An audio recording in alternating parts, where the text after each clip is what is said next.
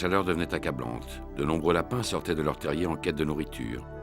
Pour Paraji le dingo et sa meute, la chasse n'avait jamais été aussi fructueuse. Artway, le chef des dromadaires, avait fini par accepter que Marali, frappé d'ostracisme, puisse prendre son bain de poussière à proximité de la horde.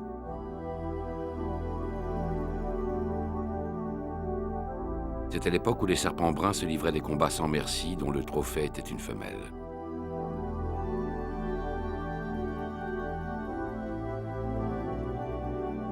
Sur Kangaroo Island, Pogo ne comprenait pas pourquoi sa mère, Cartania, le délaissait. Ngama, lui, n'en pouvait plus d'attendre que la femelle se donne à lui.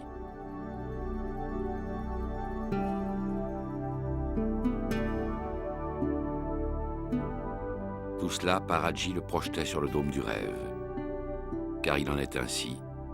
Nous entrons dans la vie quand notre rêve commence.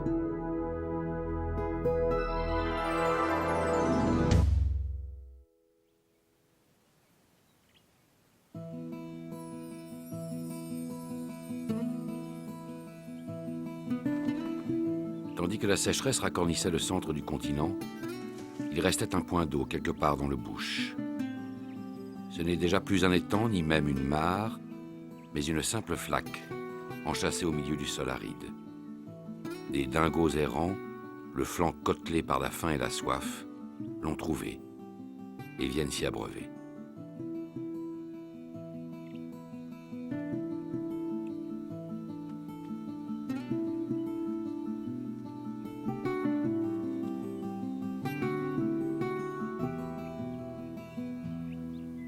L'arrivée de chevaux, assoiffés eux aussi, perturbe les dingos affaiblis qu'un coup de sabot pourrait tuer.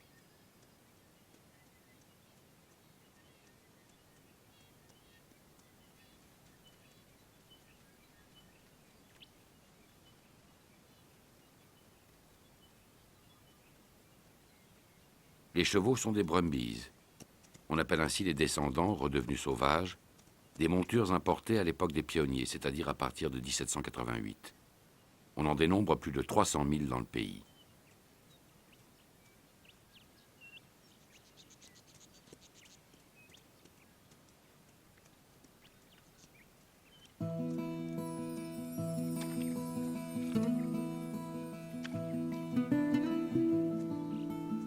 Les dingos prennent leur mal en patience et laissent les chevaux envahir le point d'eau.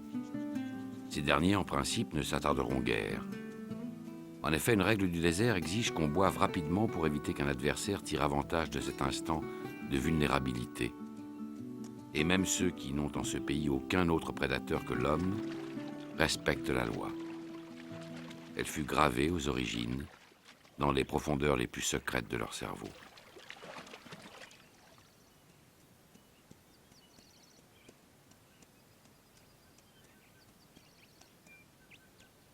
Pour les brumbies, les dingos et quelques autres, l'eau est un bien convoitable.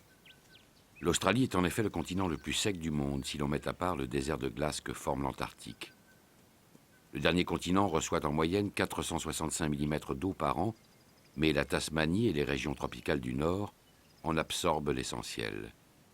Il ne reste que 450 mm pour le désert, dont 12% seulement ne s'évapore pas et contribue à satisfaire les besoins de la faune et de la flore.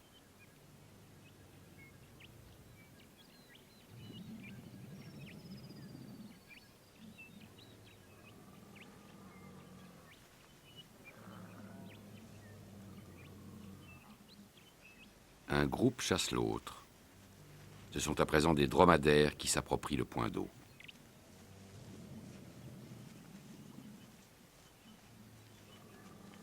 Un dromadaire peut rester sans boire pendant 17 jours.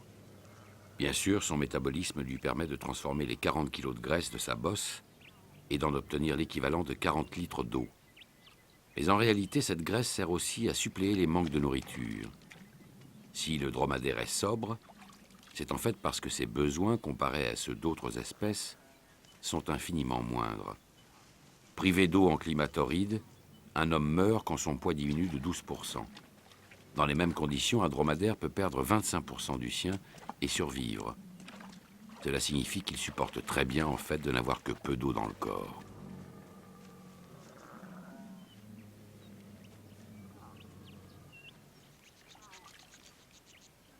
Ainsi que l'ont fait avant eux les brumbies qui s'éloignent, les dromadaires ont rapidement étanché leur soif.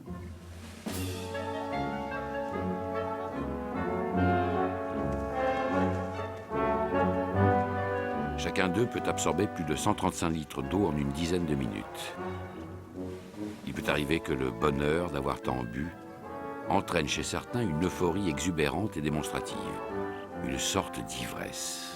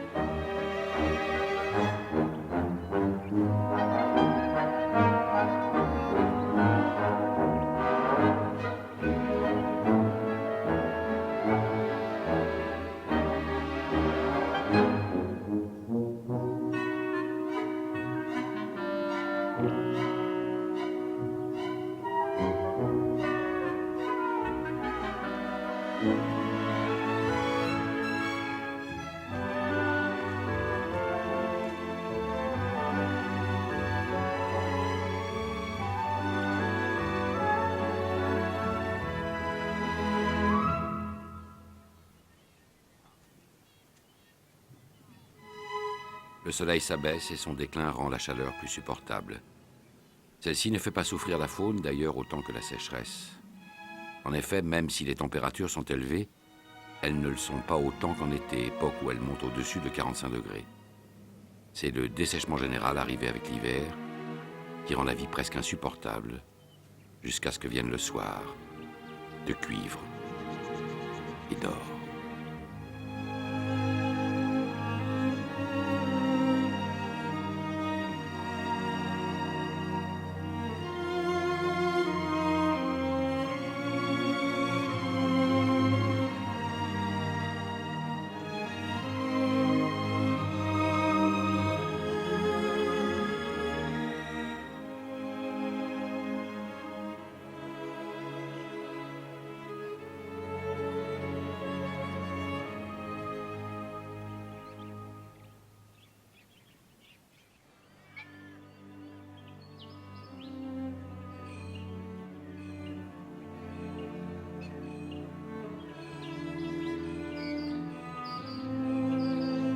Sur Kangaroo Island, où vivent Burqa, Cartagna, Pogo et le clan des kangourous gris du Sud, l'océan tempère le climat toute l'année.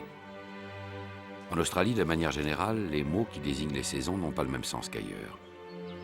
Quand on dit été, il faut comprendre saison humide, wet. Hiver signifie saison sèche, ou dry. Et pour tout compliquer, les saisons sont inversées par rapport à l'hémisphère nord. Janvier, par exemple, est un mois d'été, et juillet se situe en plein hiver.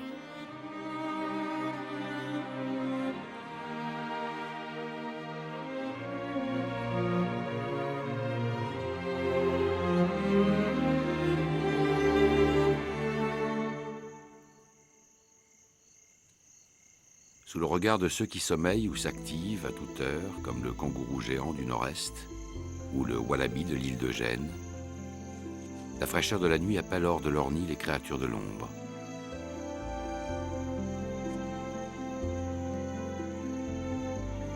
Parmi elles, le ringtail du Queensland, qui appartient à la famille des opossums, se caractérise par sa queue, préhensile comme un cinquième membre.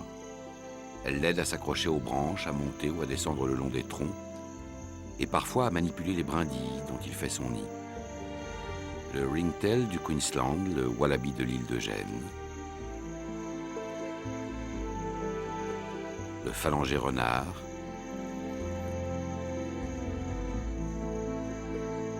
ou le petit bandicoot à nez court, tous sont des marsupiaux.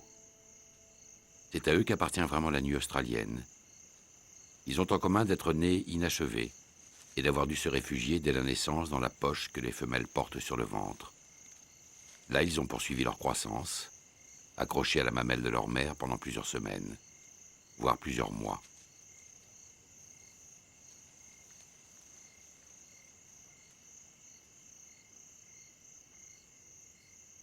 Perché sur son arbre, le phalangé renard ainsi nommé à cause de sa queue touffue assiste au repas du petit bandicoot à nez court.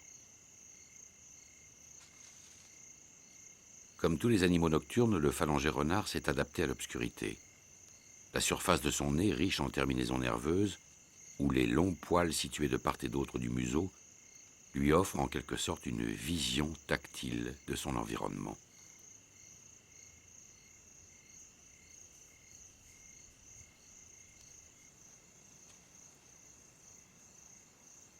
Ses yeux globuleux sont sensibles aux plus infimes quantités de lumière, comme ses oreilles le sont grâce à de larges pavillons, au moindre bruit que pourraient causer par exemple des kangourous géants du nord-est, occupés à prendre des forces avant le jeu.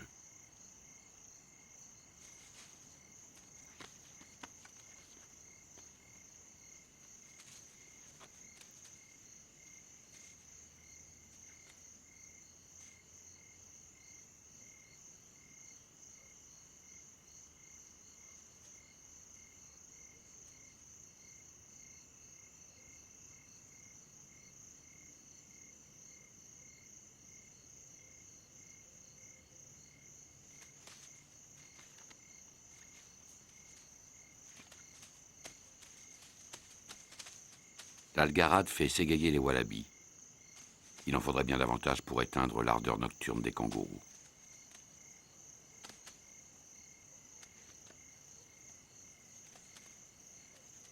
Dans l'histoire de l'évolution, l'activité nocturne des animaux est liée à leur besoin de se protéger des prédateurs. Mais ces derniers, comme ce ninox aboyeur, ont développé à leur tour des aptitudes sensorielles qui les ont rendus aptes à vivre dans la pénombre. Ce fut un long combat qui dure encore, entre une vertu et une aptitude, la discrétion contre la détection.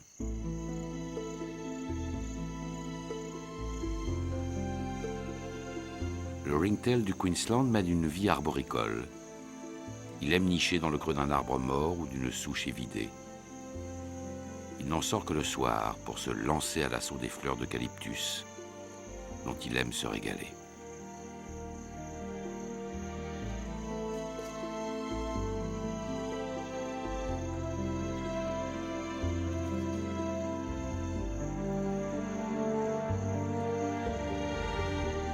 Le ringtail du Queensland bénéficie de dents qui broient les feuilles et les fleurs et d'une flore intestinale qui l'aide à assimiler les fibres. Et pour plus d'efficacité, les excréments sont souvent réabsorbés et redigérés.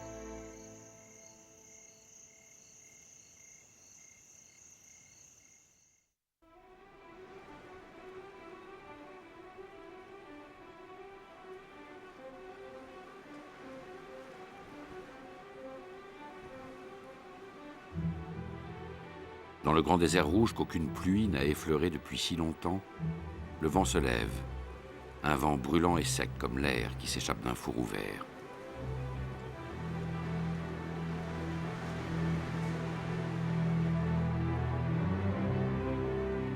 Waka, la fille de Paraji, s'énerve de ce souffle qui lui transperce le pelage. Un peu plus loin, son père fait face à la bourrasque.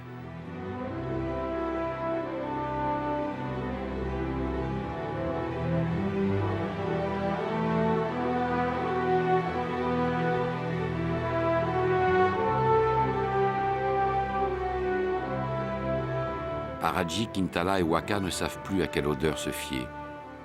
Le tourbillon entremêle les parfums, enchevêtre les pistes olfactives, crée un chaos où la narine se perd. Les dingos sont subitement incapables d'interpréter les informations que leur fournit leur organe d'essence le plus développé, l'odorat.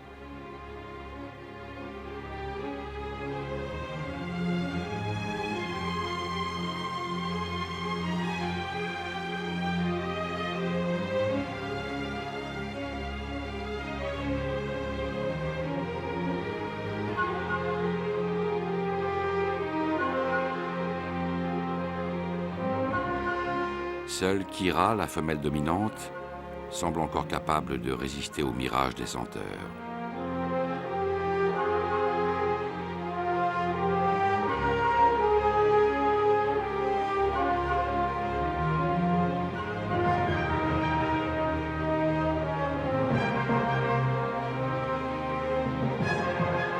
Peu à peu, la tempête perd son souffle et ses forces.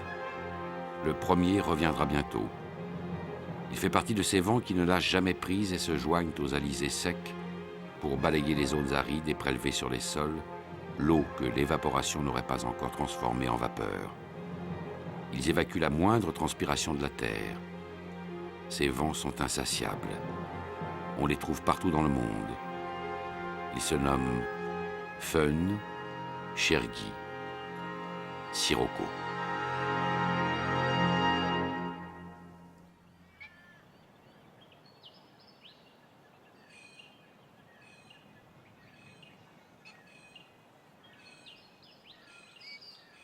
Sur les mailles bleues du bassin sud-australien se détachent les côtes ciselées de Kangaroo Island. Cette nuit, Cartagna a été fécondée. Depuis plusieurs semaines, 2 mâles se disputaient ses faveurs. Kudla, si faible, et Ngama, si puissant.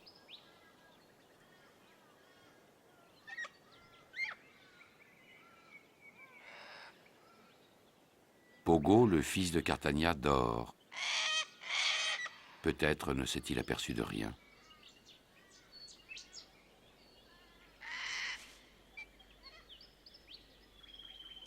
Kudla, le jeune mâle éconduit, vient flairer la femelle et découvre qu'il est trop tard. Il ne la possédera jamais. L'arrivée de Ngama le contraint à s'enfuir. Il ruminera son dépit ailleurs que sous les yeux du vainqueur. Ngama, Cartagna et Pogo forment une nouvelle unité familiale.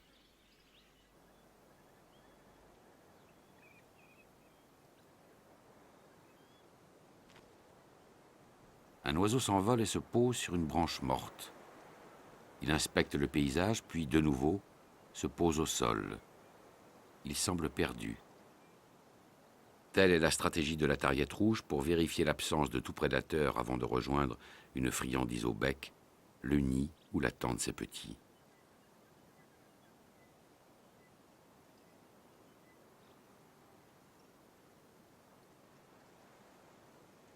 La friandise est un ver ou une chenille. Les oisillons auraient aussi bien accepté une mouche ou une graine. C'est à leur mère à présent de les approvisionner.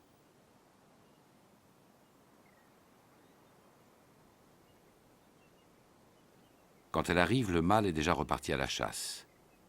À 2, ils forment une sorte de noria et se relaient pour que ne cesse jamais l'afflux de nourriture nécessaire aux petits. Le mâle est de retour. L'appétit de sa progéniture est un feu sur lequel il faut sans cesse jeter de l'eau.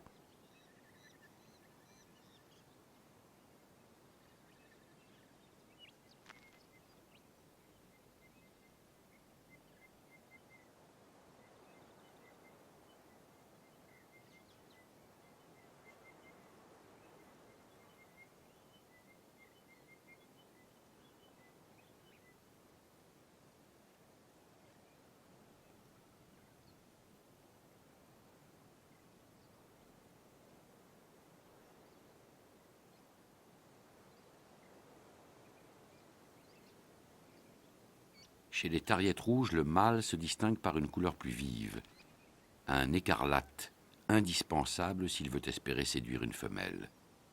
Celle-ci adopte une tenue discrète et plus pâle, légèrement orangée.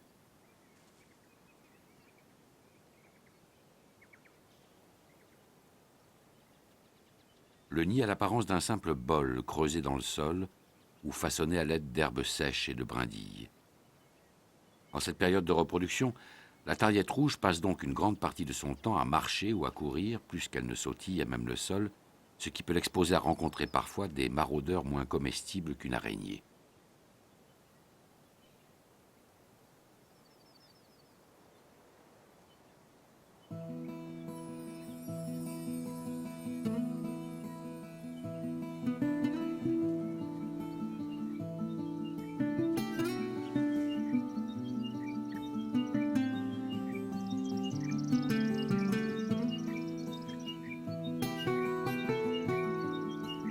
Pour les 2 dingos efflanqués qui errent à proximité, la Tariette et sa famille feraient, en ces temps de disette où l'on s'accommode de peu, un repas de roi. Mais ils passent leur chemin, sans avoir détecté les oiseaux.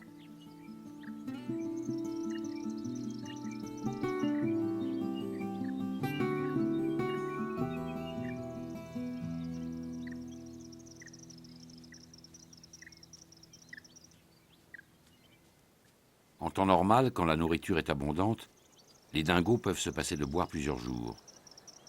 Il leur est en effet possible de satisfaire leurs besoins grâce à l'eau que contient le corps de leur proie. Il est ainsi arrivé qu'on repère des dingos à plus de 130 km d'une source ou d'une mare.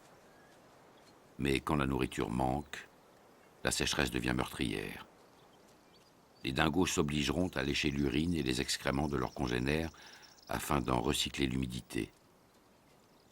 Mais cela ne suffit pas. Il faut tuer pour qu'une proie donne en même temps que sa vie toute l'eau de son sang.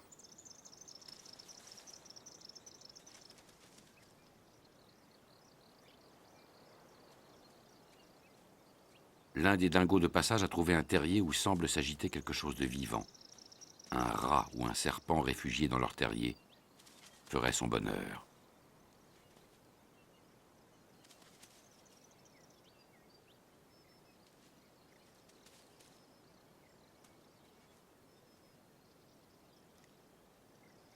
Ce n'était ni l'un ni l'autre, mais un insecte dont il faudra se contenter.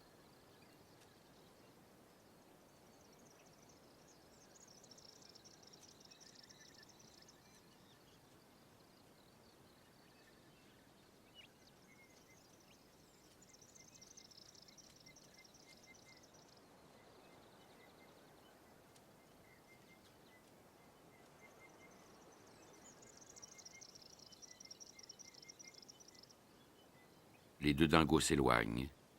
Peut-être survivront-ils. Le désert, en tout cas, ne les y aidera pas.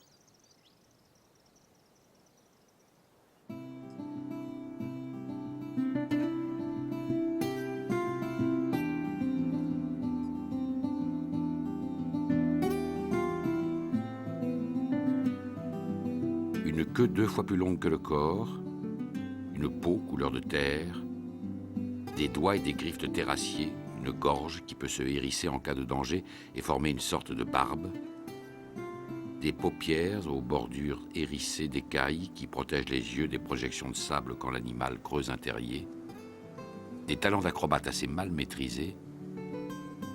Tel est le lézard barbu, observateur attentif de la vie du désert.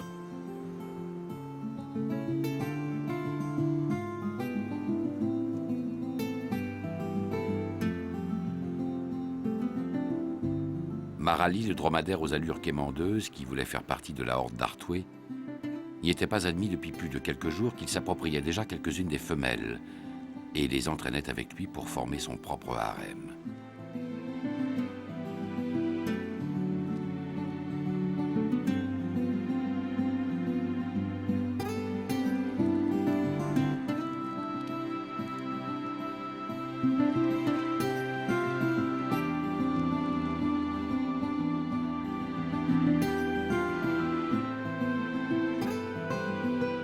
Une femelle a été volée à Artoué, puis une autre, et une autre encore.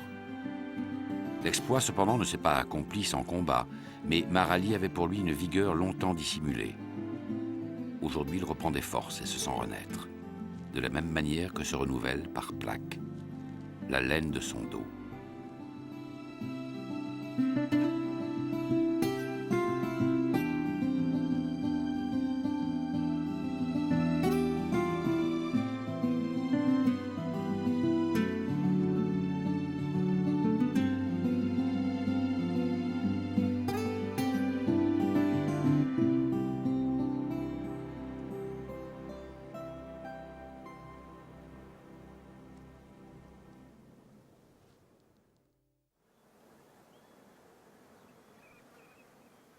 Le redoutable serpent brun, dont les crochets injectent à ses victimes un poison neurotoxique d'une extrême puissance, glisse sur le sol du désert. Il recherche un terrier habité où il pourrait couler son corps, pour y voler une vie. ou un nid peuplé de quelques proies piaillantes et terrifiées.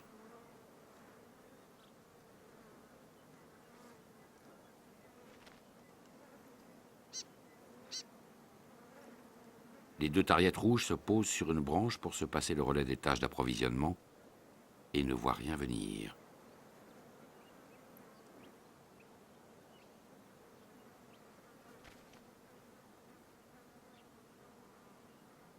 Comme à l'accoutumée, le mâle dépose dans l'un des gosiers béants qui s'ouvrent sous son bec une larve, une mouche ou une graine. Puis la femelle vient, à son tour, nourrir ses petits.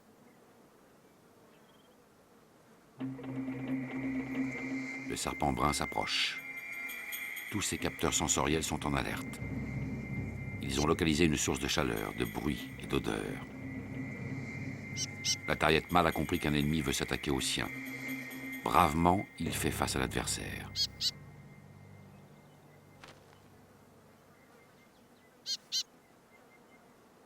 Les petits cris de l'oiseau attirent le serpent vers le côté. La femelle vient en renfort. Le serpent brun ne sait plus dans quelle direction faire onduler son corps.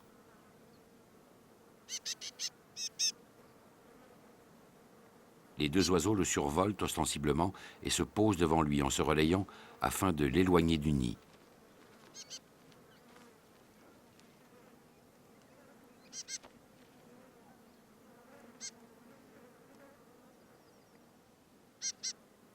La tactique semble porter ses fruits, mais soudain, les tariettes paniquent. Le serpent a fait demi-tour.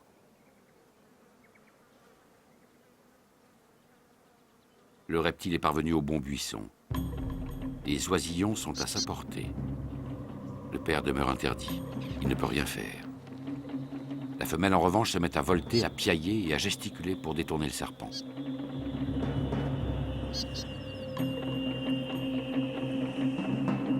Celui-ci semble préférer l'espoir d'un repas à la certitude qu'il en avait si près du but. Il suit la femelle. Le mâle vient accroître la confusion qu'il s'agit de créer dans l'esprit du serpent.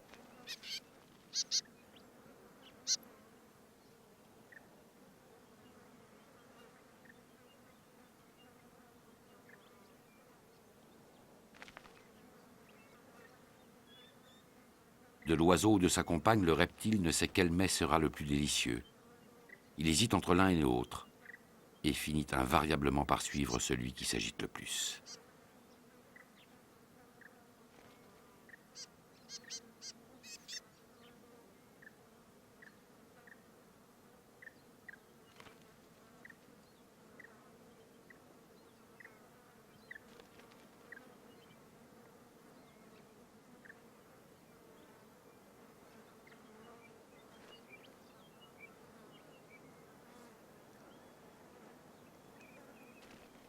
Malgré l'habileté des assiégés, le serpent brun reste dans les parages. Il faut faire appel à des ruses plus perverses. La femelle adopte la stratégie de l'aile brisée qui consiste à se faire passer pour estropié afin d'attirer le prédateur le plus loin possible.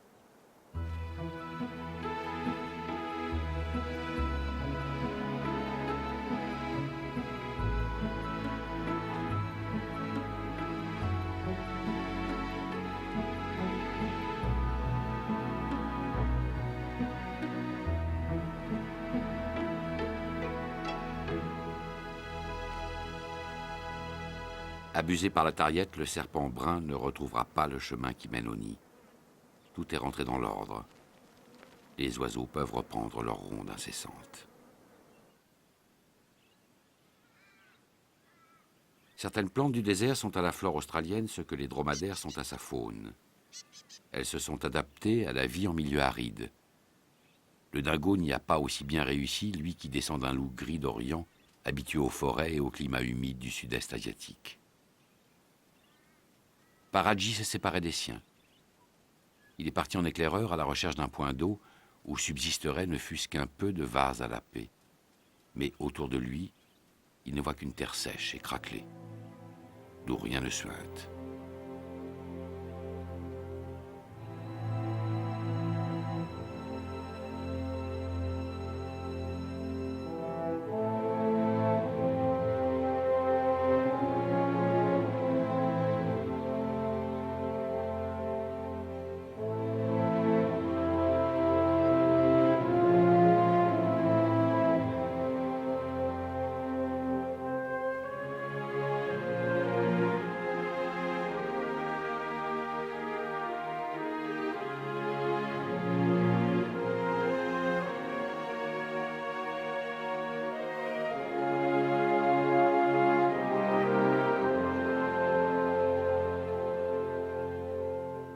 Le volume d'eau absorbé par les sols dans un pays tel que les États-Unis est 16 fois supérieur à celui qu'on observe en Australie.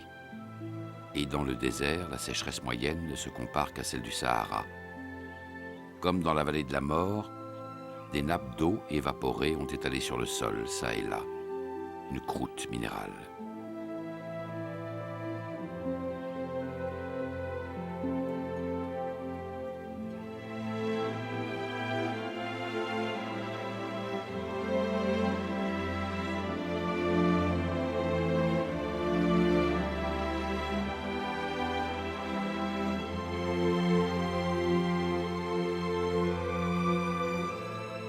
Paradji, qui n'en pouvait plus de poser sur le sol brûlant, le coussinet de ses pattes endolories s'est allongé. Mais l'air chaud continue de lui dessécher les muqueuses et les voies respiratoires.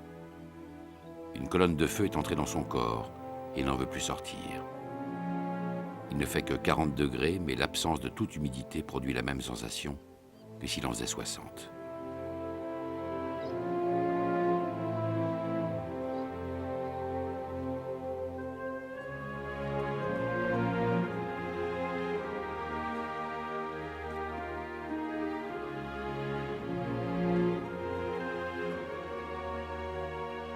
Paradji voudrait repartir, mais sa faiblesse l'en empêche. Il titube un instant et se recouche, enseveli sous un drap de braise.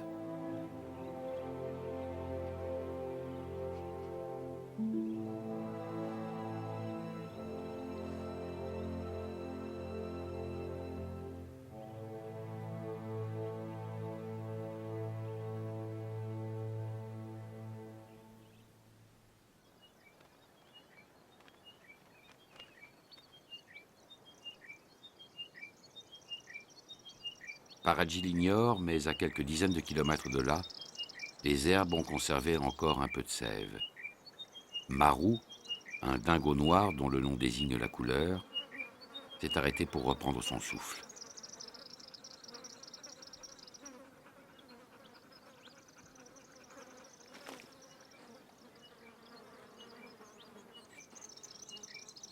Marou vient de loin, et il reprendra sa marche quand le soleil aura décliné, quand les mouches seront moins agressives, quand le crépuscule colorera de nacre rose la peau qu'un serpent en train de muer a laissée derrière lui.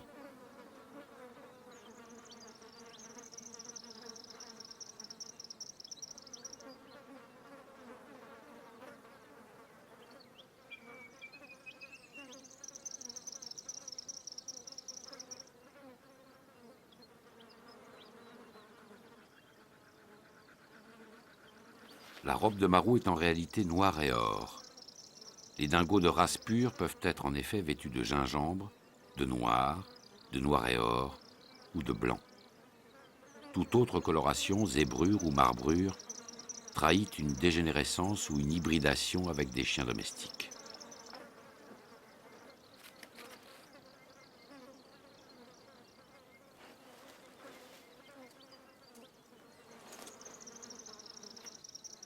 La virulence des mouches redouble. Importuné par elles, piqué par les fourmis qui attirent près de lui la peau de serpent, Marou se lève et décide de reprendre sa marche plus tôt qu'il ne l'avait prévu.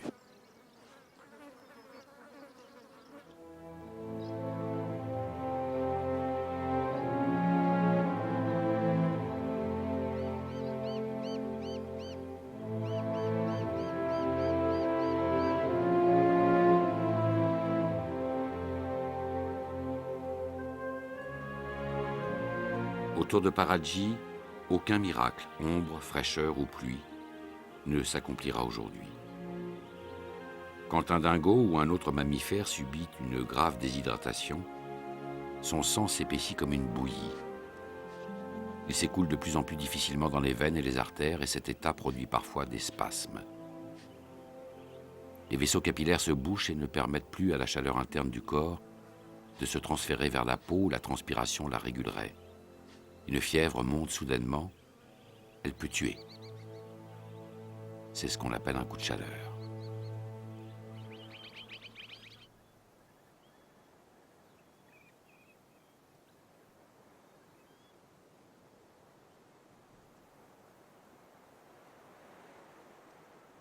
Sur un sol rocailleux qui lui facilitera la tâche, un python olive, sans doute le serpent le plus lourd d'Australie, se débarrasse de sa peau, devenue trop petite.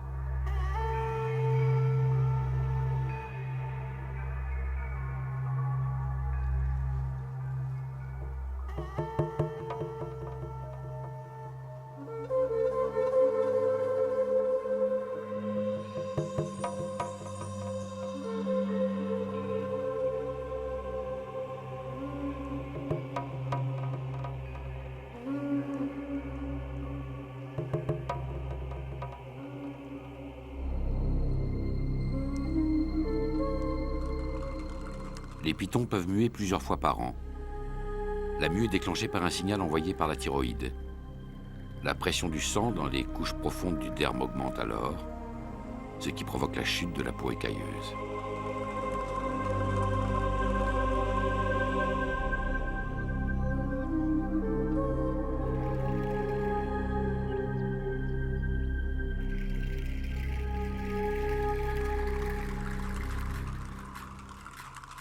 La peau de la tête s'est détachée d'abord. Pour le reste du corps, le serpent passe et repasse sur l'arête des rochers dans l'intention d'y laisser accrocher les lambeaux de son vêtement.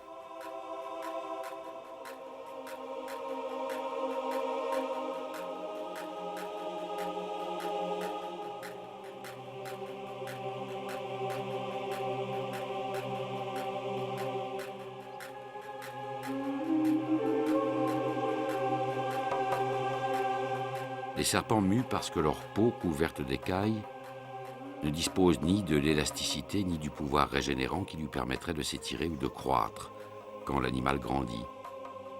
Il faut donc à celui-ci une peau neuve et légèrement plus ample. L'ancienne, qu'on appelle exuvie, restera derrière lui pour preuve de son passage à un autre âge de la vie.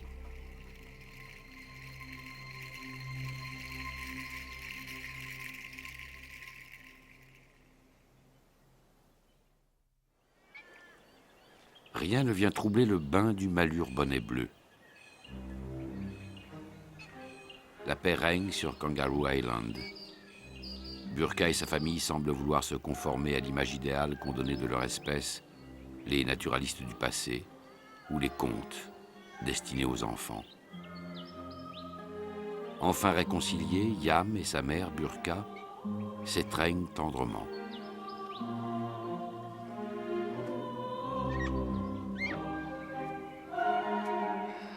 Cartagna s'est rapprochée de Pogo. Rien ne la perturbe depuis que Ngama, devenu chef de famille, veille sur elle et n'accepte plus la présence d'autres mâles. Yam, Burqa et Toku, qu'on ne voit pas, bien au chaud dans la poche de sa mère. Ngama, Cartagna et Pogo, tous se sont montrés tour à tour colériques, jaloux, dépités, habiles ou manipulateurs. La famille s'est ainsi reconstruite en quelques mois. On connaît encore mal l'organisation sociale des kangourous. On la croyait réduite à des comportements instinctifs primaires. On la découvre peu à peu plus riche et complexe qu'on ne l'avait cru.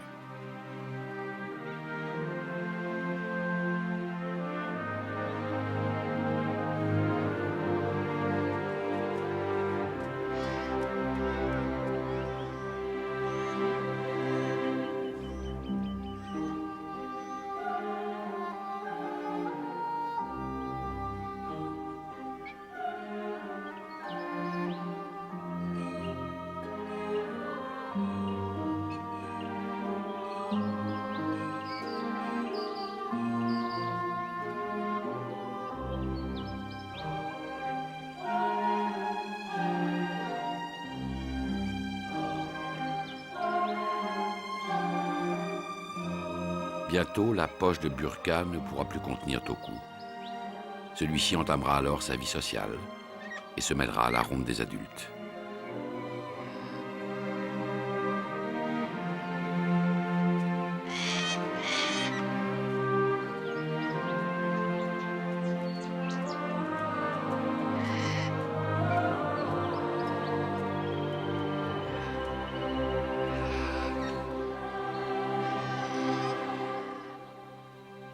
Cartania, Yam, Toku et d'autres enfants avant eux, tous sont nés du sang de Burqa. Dans sa poche alourdie, d'autres bébés séjourneront encore.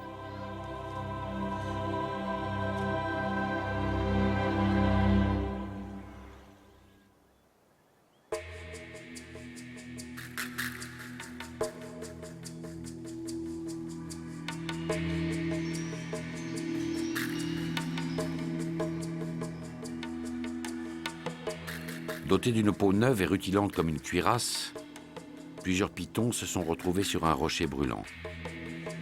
En raison de son volume, le python olive, animal à sang froid, met plus de temps à se réchauffer qu'un reptile de moindre taille.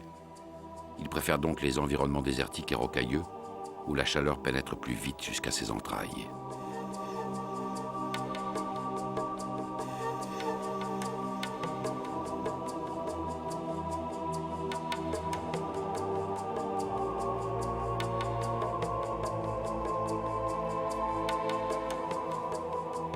Sa taille fait aussi du python un terrible prédateur que peuvent redouter les oiseaux, lézards, serpents et petits mammifères qui sont ses proies de prédilection.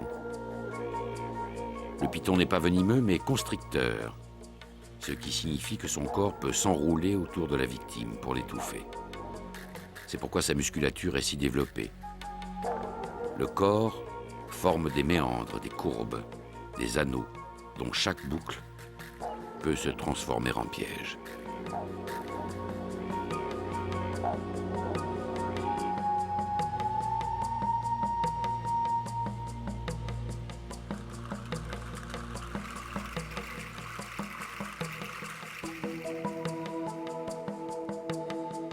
La femelle du constricteur le plus puissant d'Australie est pourtant une mère attentive, qui n'abandonne pas ses œufs après les avoir pondus, mais les protège jusqu'à l'éclosion.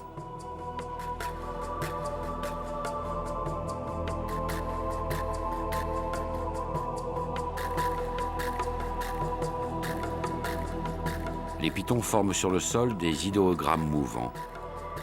La chaleur aidant, ils se désemmêlent et se dénouent. Ils se frôlent et s'évaluent.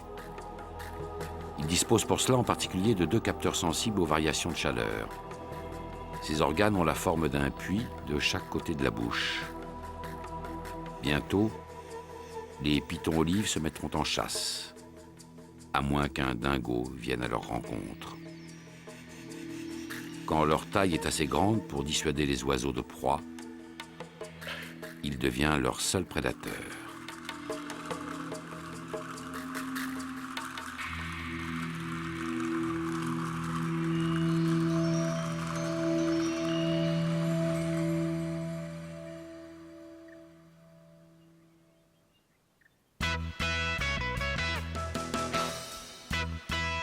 La horde d'Arthway n'a laissé de la savane où elle a séjourné qu'une étendue où tout ce qui se broute a été rasé, déblayé, débroussaillé. Du moins peut-on encore, quand chaque pas fait jaillir sous le pied des gerbes poudreuses, se baigner de poussière.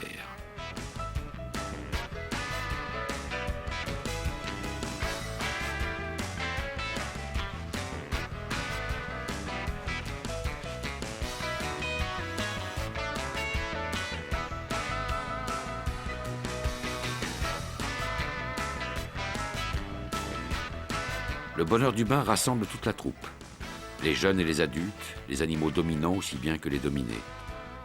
Mais chacun s'accorde à préférer la terre quand elle a été à certains endroits précis où l'on se succède en attendant son tour, imprégnée du musc de toute la horde.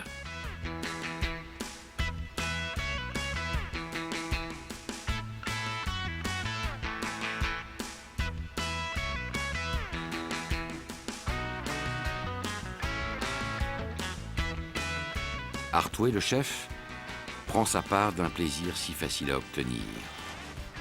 Par la même occasion, il déparasite son pelage et soulage les irritations de son cuir.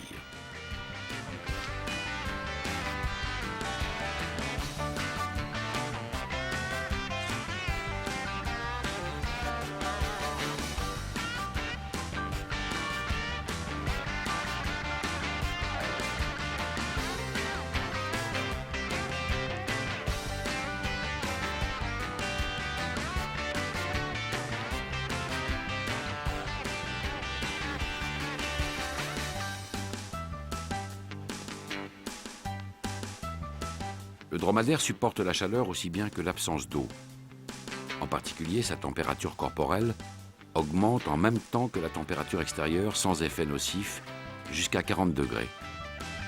C'est à ce moment-là seulement que l'animal se met à transpirer et ce délai économise ses réserves d'eau. Inversement, la nuit, sa température tombe à 34 degrés. Quand vient la chaleur du jour, il faut plusieurs heures au dromadaire pour combler cette différence de 6 degrés, ce qui retarde d'autant le moment de la transpiration. Ces mécanismes, en quelque sorte, amortissent les variations thermiques. De plus, le dromadaire est couvert d'un pelage laineux épais de 5 à 10 cm qui remplit, comme le burnous des bédouins, une fonction d'isolation. Enfin, la graisse de la bosse, mauvaise conductrice de la chaleur, fait écran entre les rayons du soleil et le corps, comme une couverture supplémentaire, posée sur le dos.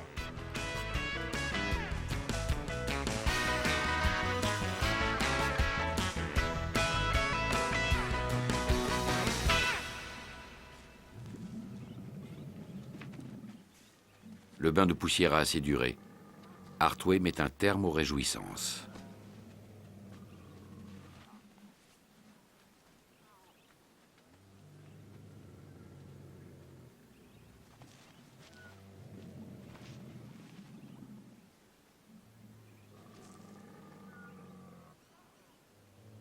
Un retardataire est encore en train de s'ébrouer. Artway vient le rappeler à l'ordre et l'oblige à revenir vers le troupeau.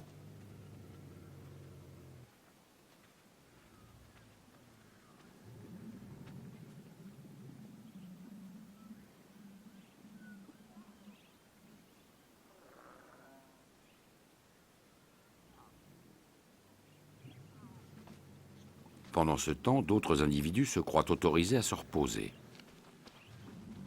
Artway contraindra ses congénères, les uns après les autres, à respecter sa loi.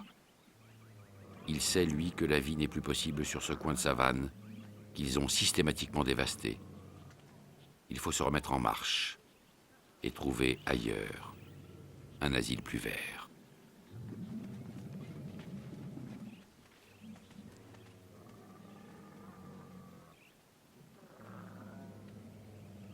Au fil des semaines, la discipline s'est relâchée. La pyramide hiérarchique a perdu de sa lisibilité et chacun n'en fait qu'à sa tête. Artway devra rétablir l'ordre et mater quelques insoumis.